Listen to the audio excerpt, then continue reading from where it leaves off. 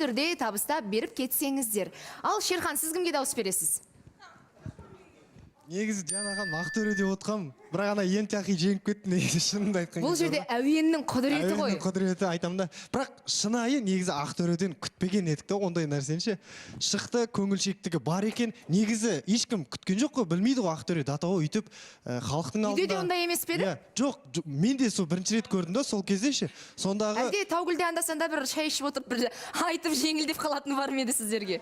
негізі бізде үшеуміз де көңілшекпіз, шынын айту керек. Таугүлде Хамо бірінші жылайды, екінші ақтөре жылайды, үшінші мен жылаймын. Негізі сондай көңілшектігіміз бар. Бірақ көрдік, шынайы негізі көңілшек жігіт ақтөре. Бай ғой Дианахан, бұл жерде көз жас деген жалпы жүректің жұмсақтығы ғой. Әр нәрсеге жүрекпен мән беріп тыңдаймыз, көреміз деген сияқты. Енді негізі Дианахан кеше ғана осыған айтып едім, сен биыл сен аласың депші. Сөйтсем шынымен де бұндай номинация бар екен ғой. Бірақ ана кім Айзаның күлгенімен жылағанын түсінбей қалатынбыз. Вот сол алса екен деймін да, бір хотя бір күліп тұрып жылай салады да, екі нәрсе бірдей шығады ода.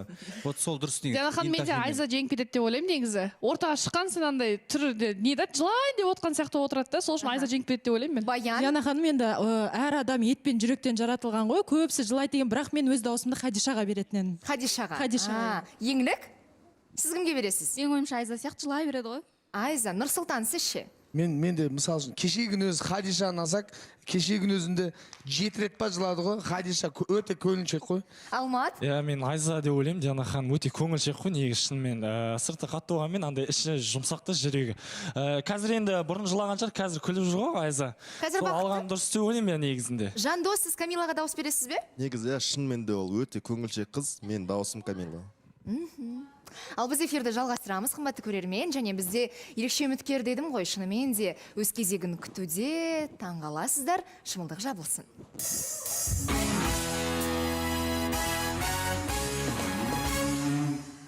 Ерекше үміткердің таңдауы Сара. Баян мен дейді. Алмат, Тима, Дана,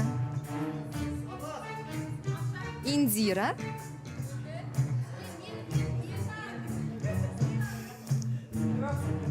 Ерасыл,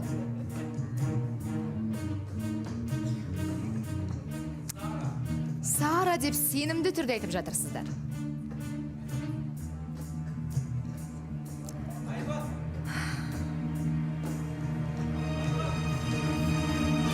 Айбат.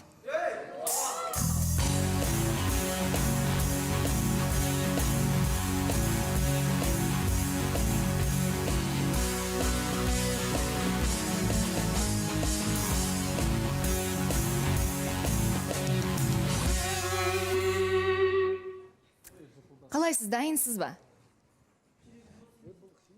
Білмеймін Дианахан. Білмеймін? Мәссаған, неге білмейсіз? Өз-өзім түсіне алмай жүрмін соңғы уақытта. Бұл сізге жараспайтын сөздер сияқты. Жоқ, шын Дианахан, не болып кеттім өзі? Қызғымар болып кетті ма, андай мындай депші, кеше қарап бүкіл жаңағы пікірлерді оқып отырмын. Менің пікірлерім астында бала жынысын анықтаумен барлығы бар екен да, короче. Соны біраздан бері оқымаппын. Кеше оқыдым, қарадым, сөйтсем Бала жынысын анықтайтындар біздің парақшамыздың арқасында біраз ақшаға бизнестары өркендеп кеңеліп жатқан сияқты. Әр посттың астында қанша комментарий. Соны жазбай қойыңыздаршы деп айтайын деп едім ғой. Соны айтам, не деген бизнес өзі? Иә. Сөйтіп кеше былай ойланып отырмын, баяғы Айбат қайда депші. Енді мына жерде жаңа менің қалжыным бар, менің жаңа өзімнің ақ көңілдігім бар. Сол сізде бір көңілшектігіңізді көрсетіп, осы жерде бір жылап алмадық та. Иә, сол дүниелер бар, жаңағы көп деген нелер жиналып қалған ғой шынымен Дианахан. Кеше шамалы өз-өзімді босатып алдым, өз-өзіммен қалдым, отырып шамалы. Және сізде кеше естідім әріптестерімнен, одан бөлек отбасылық та бір үлкен мәселе бар екен ғой, иә?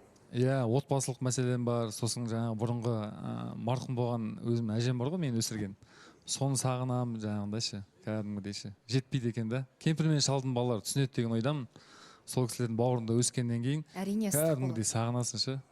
Сол бәрі жиналып қалған ғой Дианахан. Халықтың ойы да кәдімгідей қатты кетіп қалған мен жайлы ше.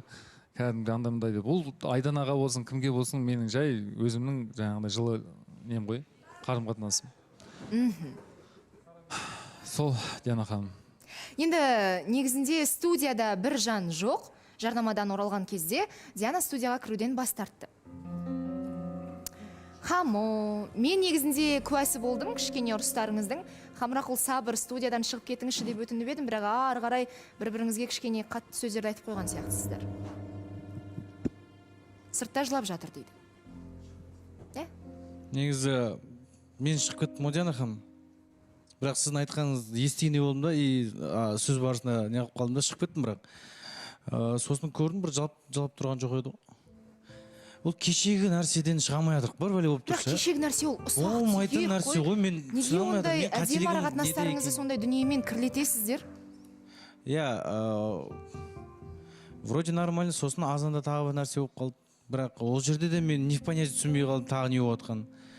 Сонымен тамақ ішемей қалдым ше, қарным ашып тұр. Енді Хамо, қанша дегенмен Диана сіздің болашақ жарыңыз, барып студияға өзіңіз алып келіңіз, иә? Хорошо. Артынан барып. Енді Айбат, сырыңызды кішкене ақтардыңыз ішкі. Иә, кеше өз-өзіме ақтардым, өз-өзіме сұрақтар қойдым, болашаққа жоспар жазасын деген секілді. Сондайлар қойып кеше өз-өзіммен шамалы қалай айтсам екен, жұмыс жасаған күнім болды. Анализ дейді ғой, сараптадым, өткенде не істедім деген секілді, осы айда қандай жұмыстар жасадым өз-өзіммен деген секілді. Сол Диана ханым, барлығы жақсы, барлығы шүкір. Иә, отбасымда шамалы сынақтар болып жатыр, бірақ енді оның барлығын жеңеміз, Аллаға шүкір. Бұйырса. Үміткерше, қабылдауға қаншалықты дайынсыз? Қабылдайық Диана ханым. Иә? Иә, әрине. Әрине. Онда студияның төрінде Айбатты таңдап келген ерекше үміткер, келіңіз.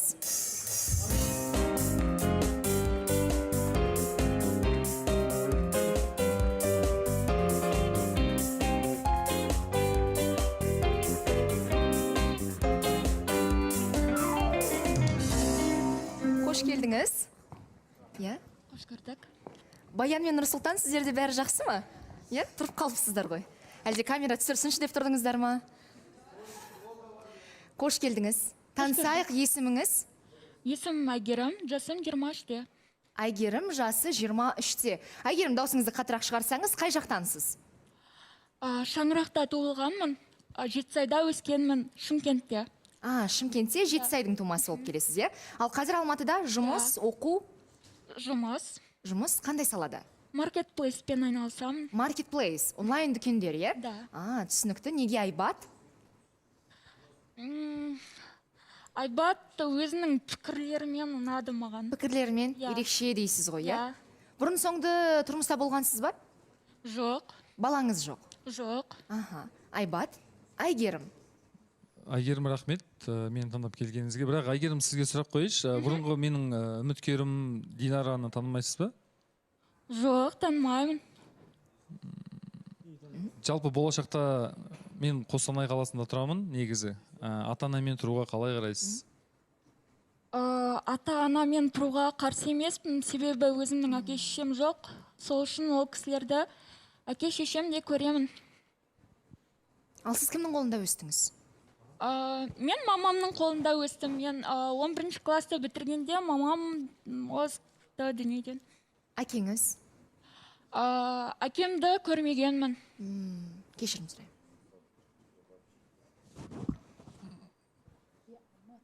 Айбат мырза, сізге не нәрсе ауыр тиді? Мен бір сұрақ қойсам бола ма? Әрине. Айбат, сіз үміткер қабылдауға дайынсыз ба негізі? Енді сізді қабылдап тұрғаннан кейін, значит, дайынбыз. Сараға ешқандай сезіміңіз жоқ па? Біздің тұрақты көрермен екен. Сараға еш нәрсе қалмады ма дейді? Не деген үнсіздік, не деген пауза? Біз әрдайым үміткер сыйлағанбыз, сыйлаймыз да, құрметтейміз. Мен сізді қатты ұнатып, жақсы көріп келген жоқпын. Просто пікірлеріңізбен ұнадыңыз, мен сізде бір-екі рет салонда болғанмын. Салонда? Да, салонда болғанмын. Айбаттың салонында? Ja. Сіздер таныссыздар ма сонда? Жоқ, біз араласпағанбыз, просто 2 рет мен барғанмын. 2 рет бардыңыз Айбат? Айбат бояды ма шашыңызды? 2 ретте де? Ja. Танымайсыз ба Айбат? 2 рет шаш боятуға барғам дейді. Жоқ, танымайды. Танымайды? Неге танымайды? Бізде ұзақ процедура болмады просто. жылдам жылдам. есіңізде жоқ па Жоқ, есімде жоқ. бірақ енді қанша қыз келіп Иә,